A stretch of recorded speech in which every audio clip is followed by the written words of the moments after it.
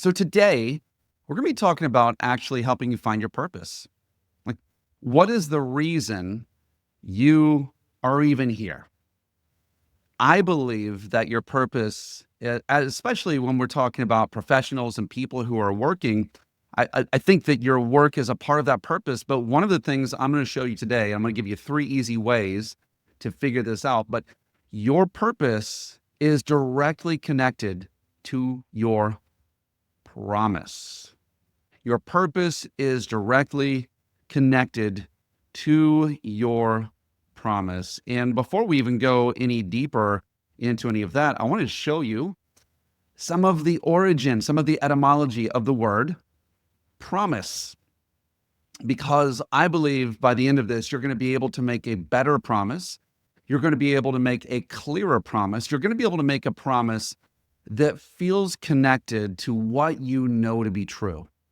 And when you make that promise, it not only is going to feel good and connect you with people in a different way around you, it's going to give you better results for yourself and for others. So the promise you make is connected deeply to the purpose you were given. So let's even look at the word promise. A promise is a solemn pledge, a vow, a declaration in reference to the future made by one person to another.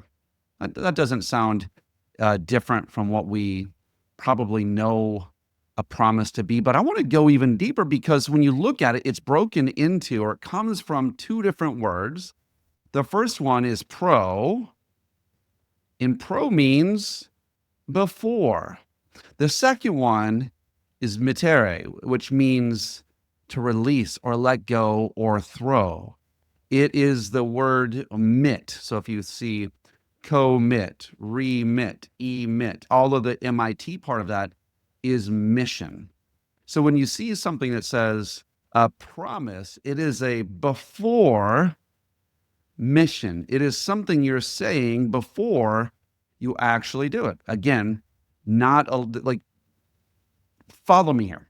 Follow me here. It was the sending abroad, originally by the Jesuits. It was a Latin form of mission, act of sending or dispatching, a release, a setting at liberty, a discharge from service, a dismissal. It was basically a solemn commitment. It was a solemn moment where you were saying, this is why you're here. So it was actually something that the promise was given to others, like, I'm sending you here. But it was also became, now as we know it, is something where we've said, I'm sending myself there. So your promise is actually the reason you were made.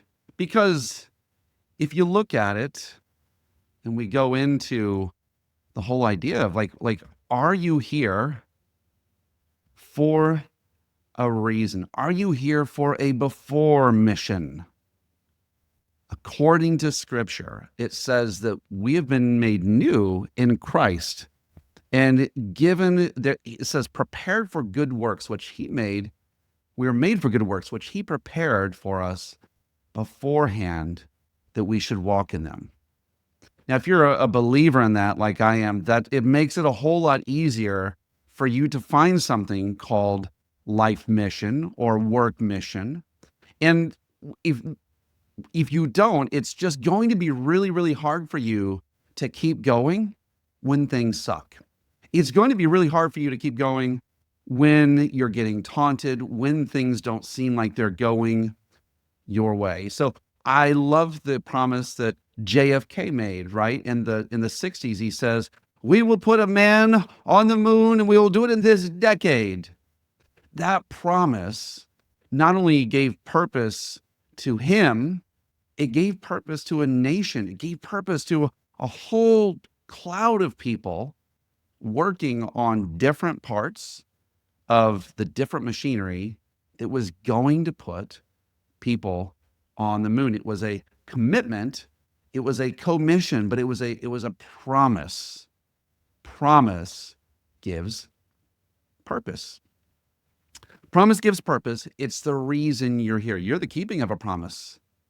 And we're going to be looking at three ways, three moves that you can have that is going to put you into a place where you're making promises that matter. Now, the first thing I'm going to tell you, by the way, is that if anytime I ever work with anyone to create results in one-on-one coaching, it usually goes one of two ways. It's either going to be someone who is creating incremental behavior that they're doing over and over and over again, and the hope is that ultimately this pays off, or it has to do with someone making a transformation.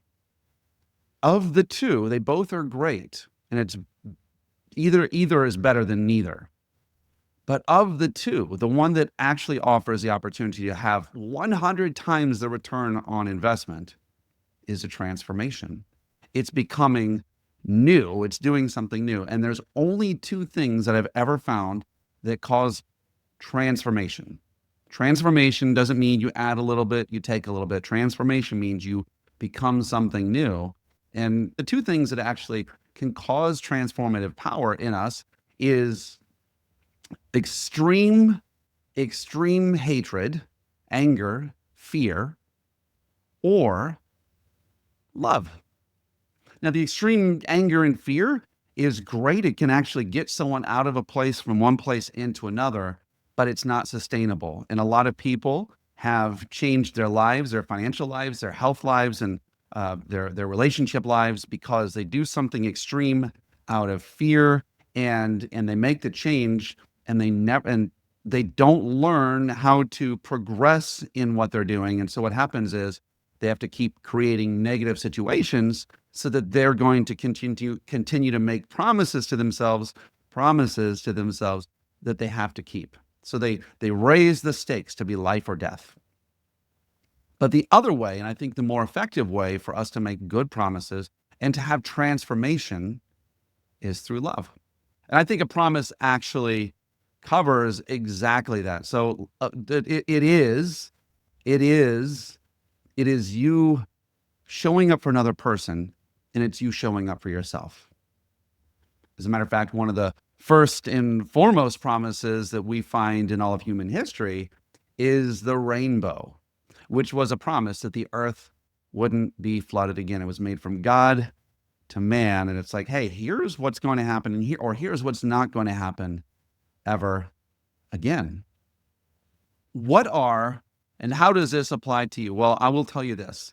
If you get good at making the right promises, you're going to create extreme value. Now, before we even go into that, I will tell you, a lot of you have made promises to people because you had to, because there was an expectation. So it wasn't because you loved or because you loved them or you loved yourself. It wasn't because of that. It was because you were afraid, and because you were afraid, you made a promise. And when you make a promise and you make a bunch of those, it actually stops you from making and committing to promises that you want to make. So if you find, as I'm going through any of this stuff, that it's difficult to you, you might need to unpromise, to undo yourself, or renegotiate past promises so that you can step into this one with vim, vigor, and vitality. Because at the end of this, what I'm sharing with you right now, it's going to seem like, oh my gosh, this is like, you're talking to me about my life purpose. This seems like something so weighty.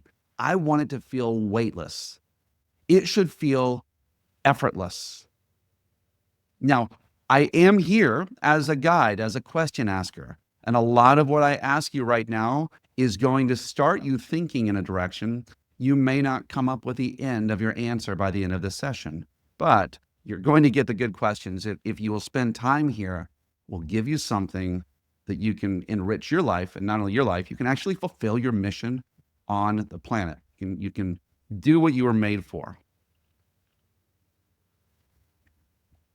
All right, so the first thing that we're going to look at is your purpose statement. Do you have a purpose statement? Well, what's a purpose statement? A purpose statement is when you know why you're here. It's your overall mission in life, all right? And if you want to see what that looks like, it looks like this.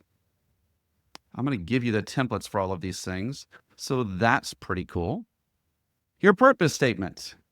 I am here to help blank, to do blank by blank.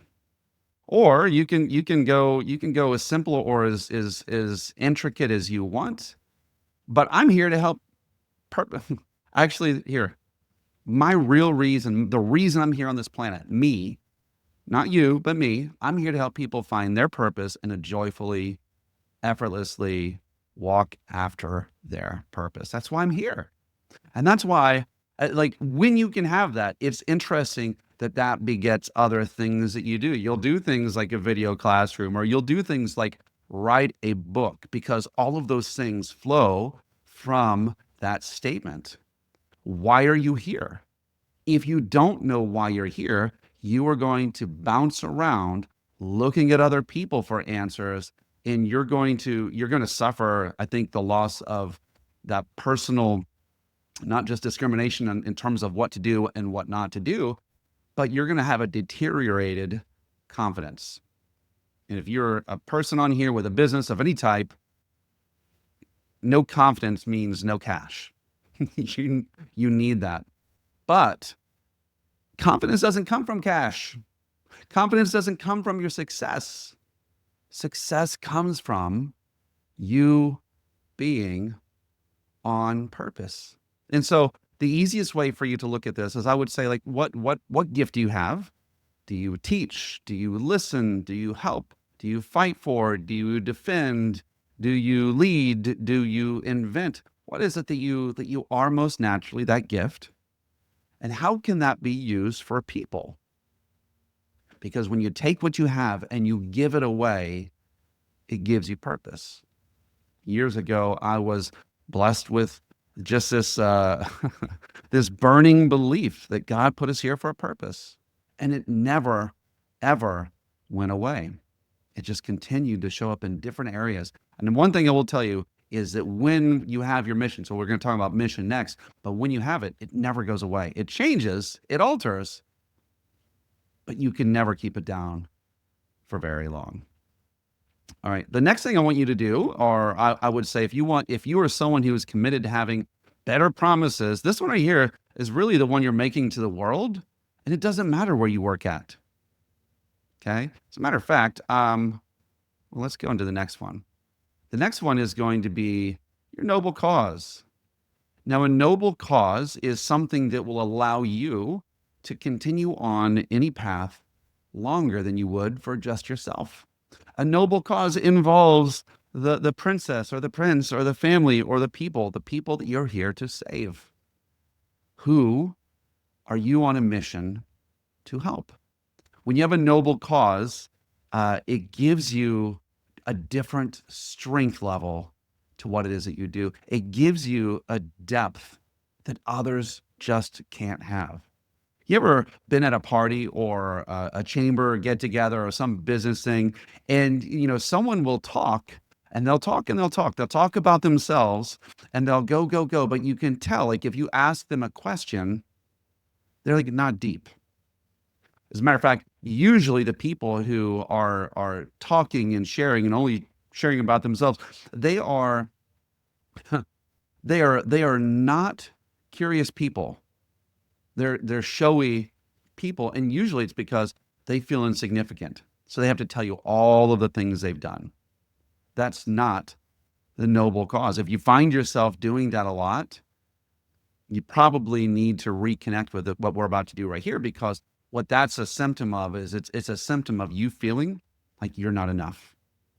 And so you're spinning these stories or doing these great things so that you can be enough. Now, side note, a hero's origin story can start with them not feeling like they're enough, and then those things drive them into action. So, like, it's not uncommon for people of purpose to go through periods where they don't feel like they're enough. And by the way, that's worthiness has been something I have personally gone through in different seasons of life. And so if that's what's happening with you, this might be one of your ways out. Are you ready? It's your noble cause.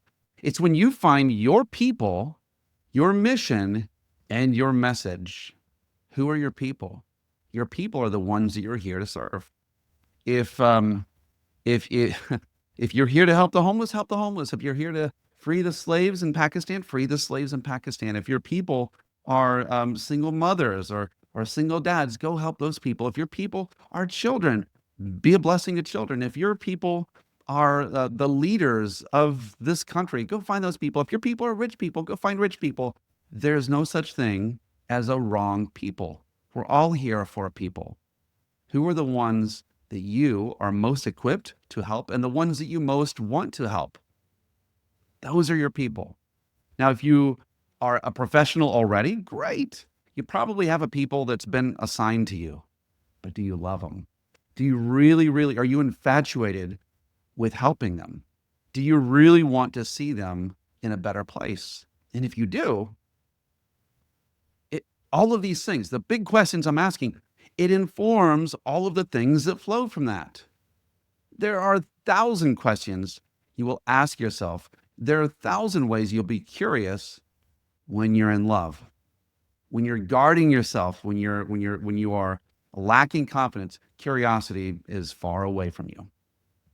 So, are you curious? That's one indicator of your people. But the ones you love, it's effortless. Don't like this isn't about the ones you think you should love. It's about a lot of these things are built into your natural, just like it flows easily. Like, why do parents help helpless babies? I don't know. Why did God make puppies and kittens cute and baby animals cute? I don't know. Why like there are these things that they just are. Okay, so if you think that you have to go and be something to people that you always couldn't stand, maybe, but probably not. So people, what's the mission? A mission is what you want to bring them from or to. I want to bring you into the place of abundance, or I want to bring you out of the place of confusion. I want to bring you into the place of clarity. What is that place that you want to bring people from or to? That's your mission. And then finally is your message. If you know the message, if you know what you're gonna, you wish that these people could have downloaded, you would share that. And so an example of this is that for me, and again, I'm not talking School of Professional Design. My people are purpose-driven, generous, and floundering professionals, or people just needing a shift. My preference right now is leaders, but like this is expanding for me. What is my mission? My mission is to take them from aimless to purpose and to give their purpose a process. That's my mission. What's my message? You're here for a purpose. Your gift and your people and fearless, generous action are going to create the success that you desire. That's mine. And as you look at what your noble cause could be, these are the people in need of a rescue. This is a group of people you are called to. And if you think it's everyone, it's not everyone. It's a specific group of people. There are things, by the way, that we do for everyone. So I'm not saying that, but I'm just saying that your best results come when you have a little bit of a focus. Okay. Now, the interesting thing about this is I haven't even talked to you about what you do, what you sell, what your business is, what you go to class for, any of those things. And that's because when you know your purpose statement in your noble cause, when you have these go with you everywhere. And it does determine, or it can determine what you do, but really more, it determines what you're flavored like a jar of pickles, right? A jar of pickles is flavored like the chemicals and the dill that surrounds them. These cucumbers did not taste like that before they were put into the pickle juice. And what I would say is that the way that you operate, where you're at, it is meant to be flavored specifically by you and in your way. So what is your flavoring? Is it joy? Is it peace? Is it power? What is your flavor? And that needs to be a part of your promise, because we don't just have a promise to people, we have a promise to self. And sometimes the saddest people I find are people who are living in a place of being a servant. And when you're living only as a servant, you're a slave that doesn't feel like you get any of this stuff for yourself. And then what happens is that you never make any promises to yourself. You only make them to other people. But the promise you need to make to yourself is, what kind of human being do you want to be? A few years ago, I decided that I would be the most joyful man I know. And it took a year for me to get to a place where I could say that. And now upon further evaluation, I don't know that I can still say that. Maybe I need to reintegrate that with myself, or maybe I need to go find something new. But I will tell you this, for me, fun is a part of my deal. And if I can't have fun doing something, I'm just not going to do it for very long. I'm just not. As a matter of fact, here's the truth. If you are always breaking promises to yourself to keep them for other people, you are going to, your energy is going to, like, it's going to be sucked out of you. And what's going to happen is you're going to find yourself breaking promises to them because you never made any to you. And that's also a place where it's just a place of loss. I work with a lot of salespeople and a lot of people who recruit. And I always say this, your number one sales tool, your number one recruiting tool is a promise kept. So if you end up breaking those promises, it actually erodes your confidence faster than anything in the world. And boy, that is, you lose influence, you lose credibility. Final thing I want to show you, and this can be cool. What this is called the best ever, right? This is the title. What can you be the best ever at? It might be too late, or you may not have the skill set or the training or all of the things that would make you the best ever golfer or athlete at this or that. You may not even be the best ever at your profession. I don't know how you would judge the best ever, let's just say, loan officer. Are you going to go by amount of loans a person wrote? Are you going to go by the amount of people they helped? I don't know. But you, like, instead of best being measured by numbers, I would say best is something that you get to self-assign. We are self-assigners here.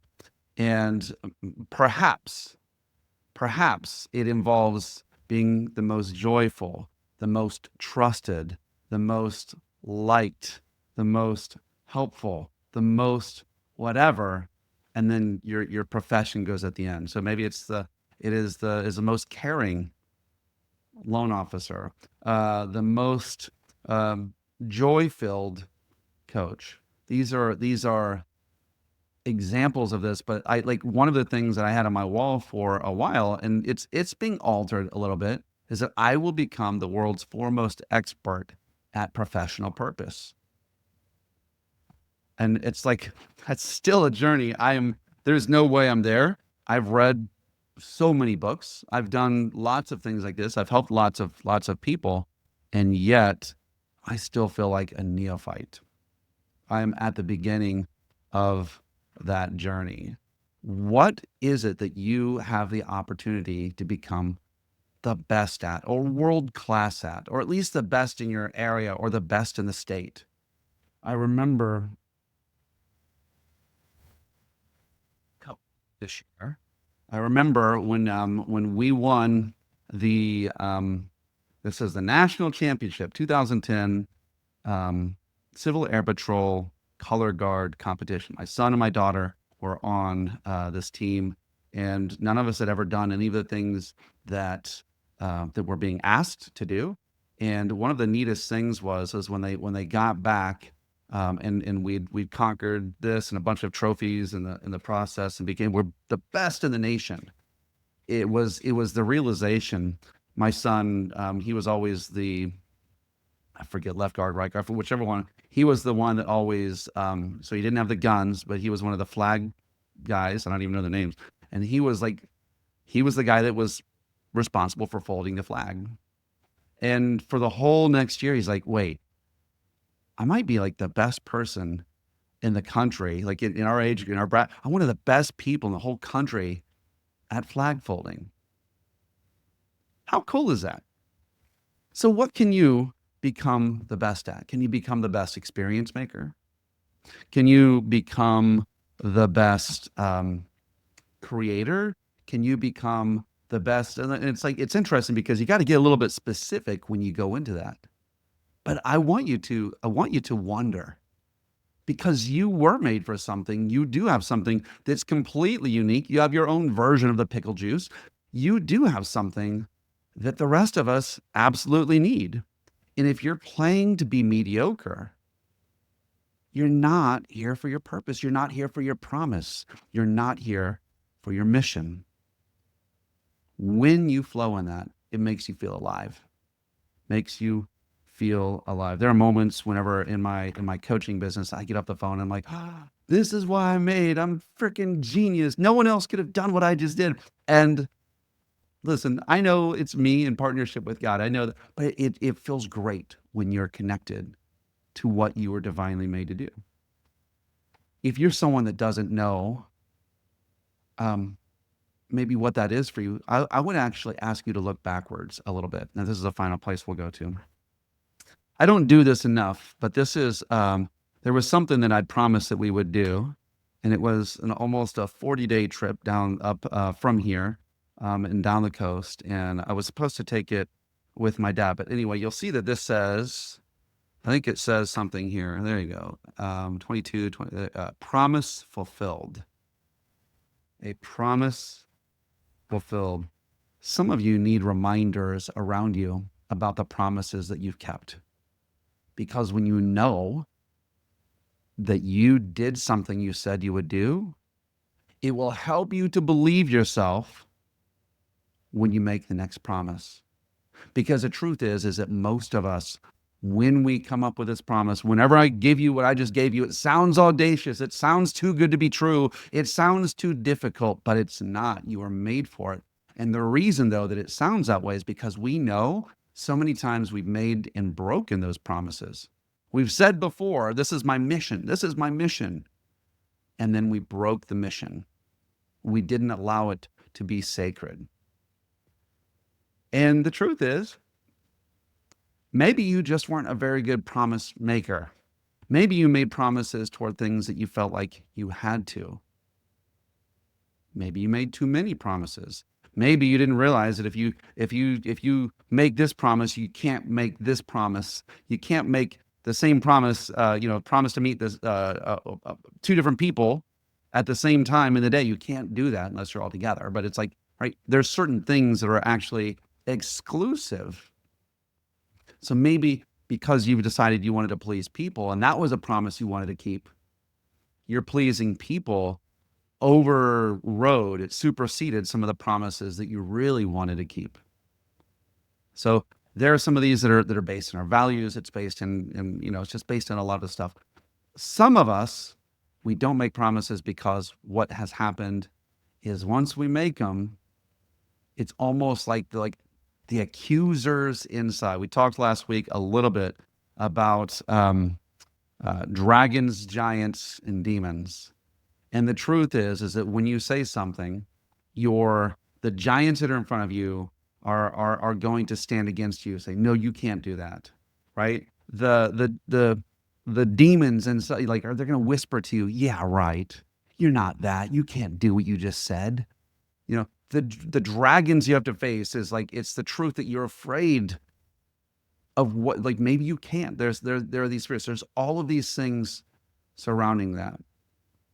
And I'm going to give you a story. We'll frame it in a story. And I hope that maybe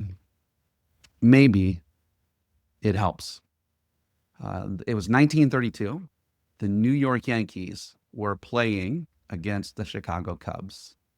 And there was a group of people that were making fun of the Babe. It was the Chicago bench. You're nothing. You're a loser. You're washed up. Come on, fatty. You're going to strike out. And what Babe Ruth did, famously, was he pointed his bat at right center field, signifying this is where I'm going to hit the ball. The very next pitch, crack, it goes over that spot. Maybe you need to call your shot. Maybe you need to make your JFK moonshot. Maybe you need to make peace with people and create, and have your rainbow.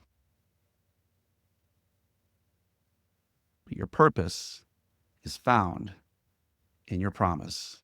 Find the promise that you can joyfully, happily, excitedly, effortlessly keep. You will have found, at least for now, your purpose.